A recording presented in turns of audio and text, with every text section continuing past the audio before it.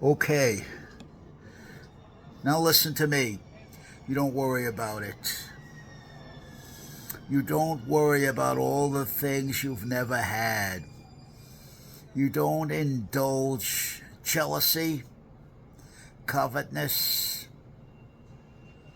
wishful thinking. The past is the past. What happened in the past happened. It was the past. Can't bring it back. You go back to it in a productive way. You have to know how to go back to the past and retrieve the past. Hold the past prisoner.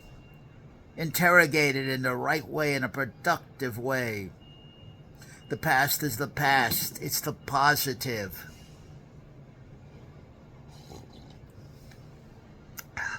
It's like a dead weight that consumes me, that closes in on me.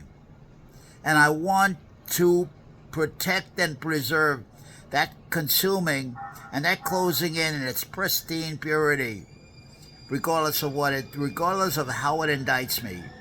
To do that, time regression. You have to go back to the past, go back to the situation, retrieve it with the presence you had at that time, almost looking on it very carefully and not letting anything interfere with the objectivity, the practicality. Write down, visualize, draw all the facts you remember surrounding the situation. Recreate it to facilitate accurate memory, exactly the body language, the body position you were in at the time the engram occurred. Engram being an emotional hookup that directly relates you to some incident in the past that was incredibly traumatizing, defining, and you let it go unquestioned, unchallenged.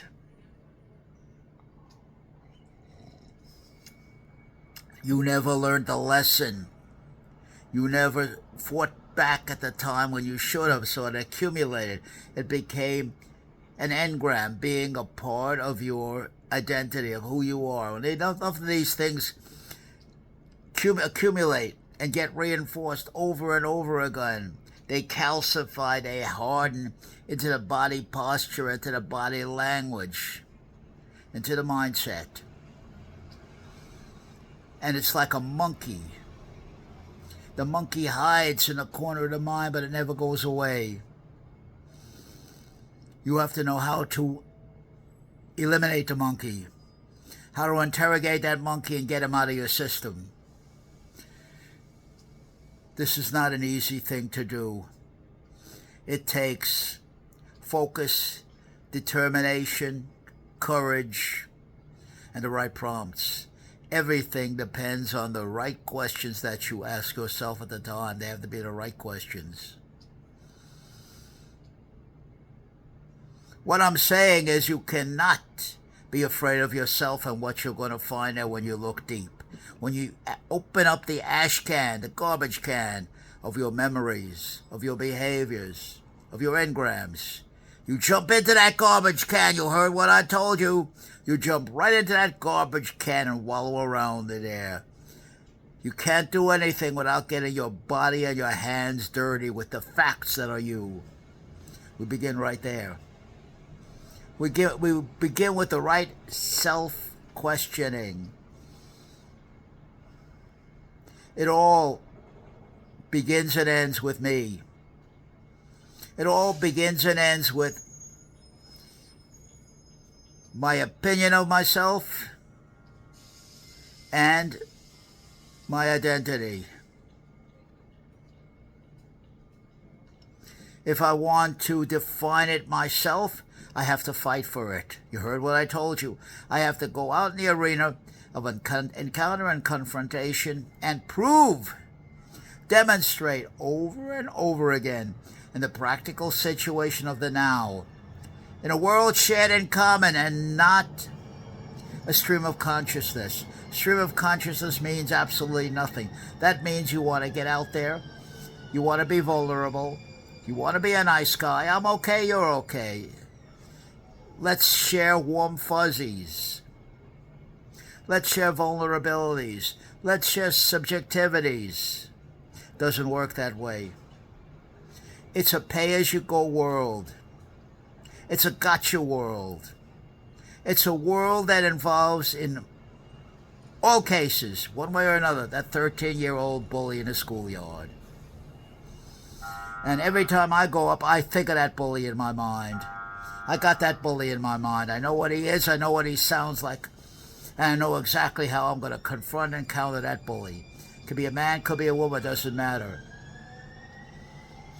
But you have to understand, nobody owes you anything. Pay as you go. Each has their own. None has the time. You take care of your own problems. They're your problems. They're not my problems. Unless you want to pay a lot of money for a paid listener or for a paid expert, and the advice you get is what you pay for. Look at your hand. You're on clock time. When that time's over with, pay up and get the hell out. We got another appointment next week. I'll get the hell out of here. This session's over with. That's all. Now it's the past. The only thing that is of any therapeutic value is what you say and do. Salute. Good coffee. What you say and do in the here and now, in the encounter, in the situation right now, how you carry yourself, what you look like, how you present yourself. Evidence and argument. How you refuse on principle to let anybody embarrass you, humiliate you, outshout you, stand over you, talking. Whatever it is, you got to take care of that first. You don't do anything without getting first respect. Any way you can get it. With any way you can get it. I do mean that. You bring the kitchen sink, everything but the kitchen sink, into the confrontation and encounter in the now. But I'm going to get my respect one way or another. I'll be memorable. I don't have to be liked. I don't have to be loved. I don't have any entourages around me. I don't have anybody announcing my presence. I do what I have to do and I get the hell out of there. If I sing, the man you see right here, the old man you see right here, the man you're going to see on the stage, I don't wait around for any applause, any accolades. I do what I have to do. I've got so much stage time, get the hell out of there when I'm finished. That's all. Because either way, it doesn't mean anything. The accolades are for the moment. They're not for all time. Tomorrow you're going to have to go out there and prove it again. And find out again who the hell you are. You don't have a permanent identity. Do you understand what I'm saying? The only identity you have is the one you fight for in encounter and confrontation in an out situation of extremity, social extremity, every one of them. Prepare for it. Get set, get ready, get your will set. Get that mindset to begin with. What other choice do you have? But I will be memorable.